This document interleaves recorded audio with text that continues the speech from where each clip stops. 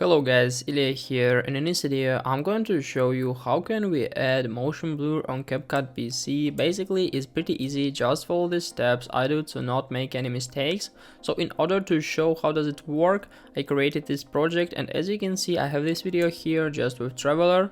And what if we need to add the motion blur effect? We have the solution because the CapCut PC provides us huge library with different effects, so we need to open that library. In the left top window, just find the effects icon and open it.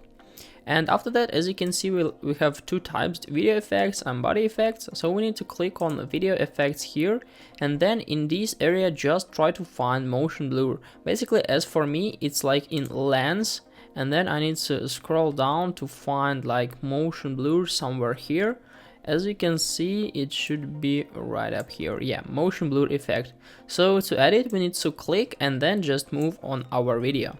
So after that, motion blur was successfully added, but we can still add some options here. So we just need to click on the effect, and then as you can see, we have like a horizontal effect and this strange effect. So to make it like less strange, we need to make it like 2-ish maybe, or something like this. But basically this is a way of how can we add like a motion blur effect in CapCut PC.